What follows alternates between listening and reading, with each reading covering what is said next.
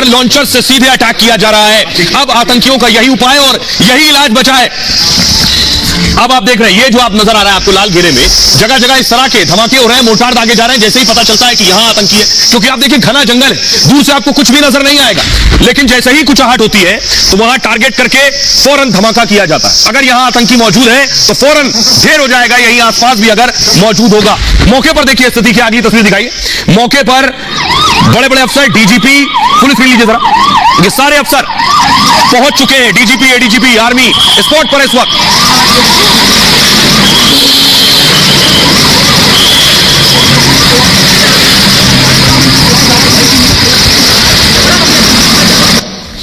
अब आपको दिखा रहा हूं, ये जो आप देख रहे हैं ये उजैर खान है, इसे इस वक्त तलाशा जा रहा है। बताया जा रहा है ये जंगल में छिपा हो सकता है और इसकी तलाश में इस वक्त आर्मी जंगलों में मौजूद है, सेना जंगल के अंदर ऑपरेशन चला रही है, लेकिन ये सब तो गुर्गे हैं। अब वक्त है असल में उन्हें टारगेट करने का, उन्हें खत्म करने का, जो ऐसे लोगों को पालते पोसते हैं, जो सरहद पार बैठे हुए हैं, महफूज हैं। अब उन पर निशाना लगाने की बारी है। उनका डेथ वारंट निकल चुका है। ये रिपोर्ट देखिए।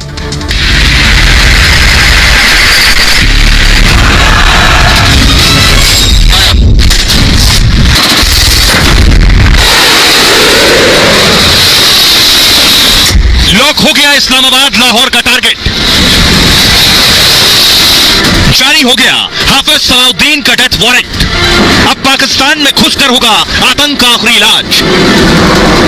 सर्जिकल स्ट्राइक और एयर स्ट्राइक का दर्द पाकिस्तानी आईएसआई और आतंकियों में कुछ कम हो गया है, इसलिए आतंकी एक बार फिर से उठाने लगे हैं। जम्मू कश्मीर में 4 जवानों की शहादत के बाद पूरे देश में उबाल है। अब हिंदुस्तान आतंक से आखिरी बदला मांग रहा है। पाकिस्तान में बैठे आतंक के आकाओं का आखिरी टाइम आ चुका है। आतंक के आका हाफिज सईद और सलाउद्दीन की मौत का काउंटडाउन शुरू हो चुका है। अब टारगेट पर पीओके नहीं, पाकिस्तान का लाहौर और इस्लामाबाद होगा। भारत की आखिरी चोट के बाद न आतंक के आका बचेंगे न पाकिस्तानी आतंक। और आइए अब आपको बताऊं कि इस वक्त अभी एक्शन चल क्या रहा है। अभी जंगल में क्या हो रहा है। सेना मौजूद है उसी घने जंगल में जिसमें हमारे 4 जवान शहीद हो गए। आखिर क्या ऑपरेशन में परेशानियां आ रही हैं, कैसे चल रहा है ये पूरा ऑपरेशन, ये देखिए जरा। ये पूरे ऑपरेशन की तस्वीर मैं आपको दिखाने की कोशिश कर रहा हूं। इसे और नीचे ले जाइए प्लीज। और आप देखिए इस वक्त रॉकेट से जो आप देख रहे हैं, लॉन्चर से जो मोर्टार दागे जा रहे हैं, ठीक ऐसे ही ये मोर्टार दागे जा रहे हैं जंगल के अंदर, जो तस्वीरें भी मैंने आपको दिखाई। अनंतनाग में एनकाउंटर का आज तीसरा दिन है। रात के अंधेरे में एनकाउंटर नहीं होता है, अभी एनकाउंटर रोक दिया जाता है, ऑपरेशन रोक दिया जाता है, जिसे मैं कहूंगा कल सुबह सूरज निकलते ही फिर ऑपरेशन शुरू हो जाएगा। आतंकियों की तलाश में सुरक्षा बलों ने घेराबंदी की है। पूरे इलाके को सुरक्षा बलों ने इस वक्त घेर लिया है। मैं आपको बताऊं, ड्रोन के जरिए आतंकियों की सर्चिंग हो रही है। ये जो ड्रोन घूम रहे हैं ये पता लगा रहे हैं कहां आतंकी हो सकते हैं। देख रहे हैं आप इधर ड्रोन। सेना के कमांडोज स्निफर डॉग्स तलाश में जुटे हैं। हेलीकॉप्टर जो आप देख रहे हैं, हेलीकॉप्टर भी आतंकियों को खोज रहे हैं। जंगल में लगातार गोलीबारी और धमाके हो रहे हैं। आतंकियों को 4 किलोमीटर का दायरा बताया जा रहा है जिसमें घेर लिया गया है। उस 4 किलोमीटर के दायरे में घेरा गया, लेकिन फिर भी 4 किलोमीटर बहुत बड़ा दायरा होता है। सुरक्षा बल आतंकियों को कभी भी ढेर कर सकते हैं। आतंकियों के लिए यहां से बचना बेहद मुश्किल है। डीजीपी, एडीजीपी खुद एनकाउंटर वाली जगह पर मौजूद है। आतंकियों के छिपने की जगह पर मोर्टार दागे जा रहे हैं। लश्कर के 2-3 आतंकियों के छिपे होने की खबर है। आतंकियों का पता लगाने के लिए ड्रोन का भी इस्तेमाल हो रहा है। ऑपरेशन में पैरा कमांडो भी शामिल है। मौके पर सुरक्षा बलों की 10 टीमें मौजूद हैं और रॉकेट लॉन्चर से आतंकियों पर लगातार हमले जारी हैं। यह तरीका है आतंकियों को ढेर करने का। लेकिन आप सोच रहे होंगे कि 3 दिन से ऑपरेशन हो रहा है, खत्म क्यों नहीं हो रहा है। उसके पीछे वजह है यह घना जंगल जो मैं आपको दिखाने जा रहा हूं। यह है घना जंगल। इस घने जंगल में तलाशना, जो 12 किलोमीटर में फैला हुआ जंगल है, इस जंगल में समंदर में सुई ढूंढने जैसा है आतंकियों को खोजना। यही दिक्कत हो रही है कि आखिर जंगल में कहां छिपे आतंकी, कहां फैले हुए आतंकी। ये जो जंगल है किस तरह का जंगल है ये मैं आपको बताऊं। इस जंगल में किसी का छुप जाना, क्योंकि अंदर गुफाएं हैं जिन्हें प्राकृतिक गुफा भी कहते हैं, जो पत्थरों के जरिए, पहाड़ों के जरिए गुफा बन जाती है, नेचुरल केव्स भी अंग्रेजी में कहते हैं। ये आतंकी वहां छिपे हो सकते हैं। मैं आपको बताऊं, आपने अगर पीर पंजाल का नाम सुना होगा। पीर पंजाल एक पर्वतमाला है।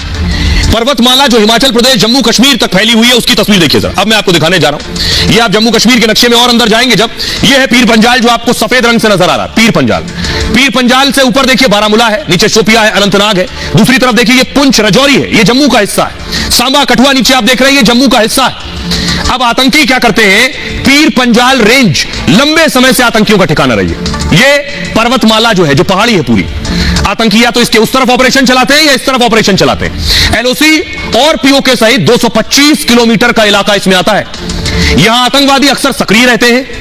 पीर पंजाल के घने जंगल रजौरी तक फैले हुए, ये आप देख रहे हैं, ये रजौरी का हिस्सा है। रजौरी से और बाहर की तरफ आएंगे तो आप पाकिस्तान अधिकृत कश्मीर की तरफ आ जाएंगे। यही पीओके है, आतंकी कैंप है।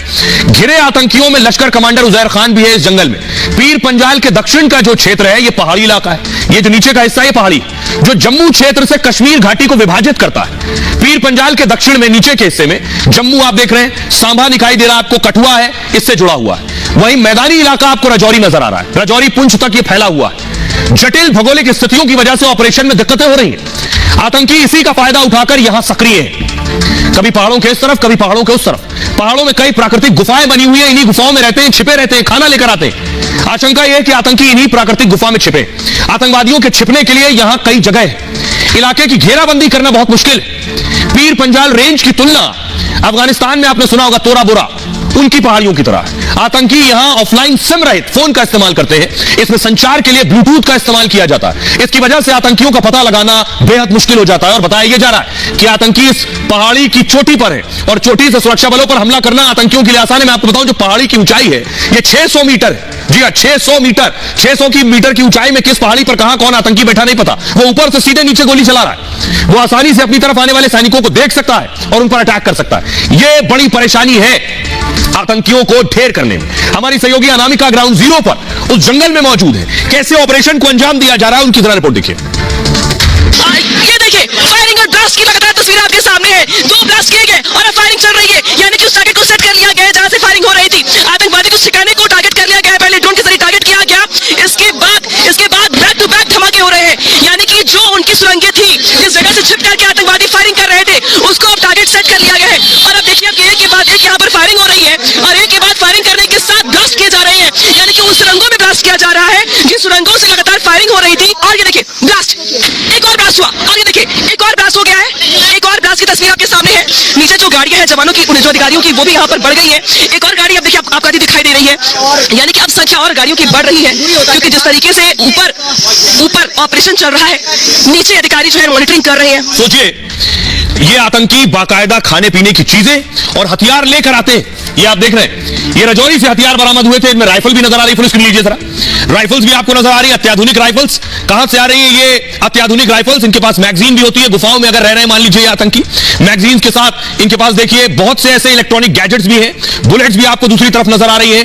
और इसमें देखिए खाने पीने की चीजें, देखिए चाकू भी आपको दिख रहा है, कैंची आपको दिख रही है, यूज्ड बुलेट्स भी, खोखे भी आपको नजर आ रहे हैं। ये सब आतंकियों से बरामद हुए गैजेट्स हैं। इनके पास वाईफाई, इंटरनेट, सब कुछ उपलब्ध है गुफाओं के अंदर। और अपने साथ ड्राई फ्रूट भी लेकर चलते हैं। जब ये पकड़े जाते हैं तो पता चलता है ड्राई फ्रूट का पैकेट पाकिस्तान में लपेटा गया।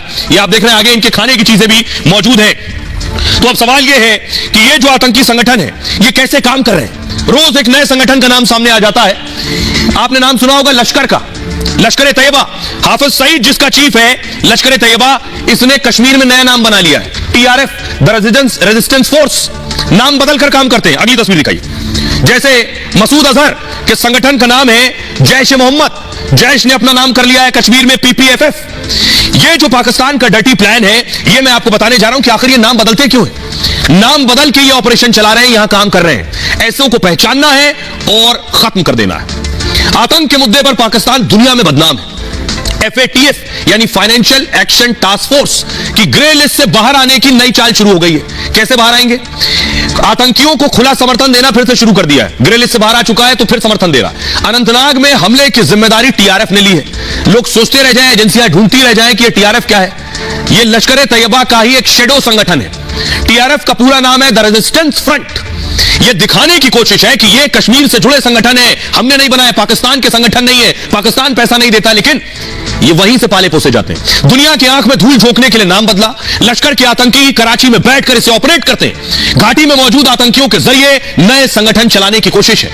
जैसे जैश ए मोहम्मद का नाम आपने सुना होगा, जैश भी कश्मीर में आतंक फैलाने में जुटा है। PAFF जैश का शेडो संगठन है जो 2019 में अस्तित्व में आया। PAFF का पूरा नाम है People's Anti Fascist Front. Jammu Kashmir Ghaznavi force, Khalistan tiger force भी ऐसे ही नाम है। भारत ने इन 4 संगठनों को आतंकी संगठन करार दिया है, इसलिए इन संगठनों पर एक्शन लेने की जरूरत है। इसलिए जरा डिफेंस एक्सपर्ट मेजर गौरव आर्य इस पर क्या कह रहे हैं। बात ट्रेनिंग की नहीं है इसमें। जो बात है वो ये है कि टेरेन वहाँ का ऐसा है, जो जमीन वहाँ पे ऐसी है कि उसको अप्रोच करना, क्योंकि खास एक हाइट पे है और कुछ कुछ जगह तो 90 डिग्री का बिल्कुल खड़ा एक क्लाइंब है वहाँ पे, तो बड़ा मुश्किल है उस जगह को अप्रोच करना ही बहुत बड़ा मुश्किल कार्य है वहाँ पे, इसलिए इसमें इतना देर लग रही है। ट्रेनिंग में कोई फर्क नहीं आया कि पहले से ज्यादा काबिल हो गए आतंकी, ऐसा बिल्कुल भी नहीं है। टेरेन की डिफिकल्टी है, लॉजिस्टिक्स की डिफिकल्टीज है, इसलिए ये सब काम हो रहा है वहाँ। मेजर गौरव आर्या को आपने सुन लिया, लेकिन यह जो हमला हुआ है हमारे जवानों पर, यह सोची समझी साजिश के तहत पूरी प्लानिंग के साथ हुआ है। और खबर यह है कि आतंकी संगठन और पाकिस्तानी आईएसआई दोनों ने मिलकर बैठक की है। इस बड़े ऑपरेशन से पहले एक बैठक हुई है, और बैठक कहां हुई है? बैठक हुई है पाकिस्तान अधिकृत कश्मीर में। 370 हटाए जाने के बाद से ही आईएसआई बौखलाया हुआ है।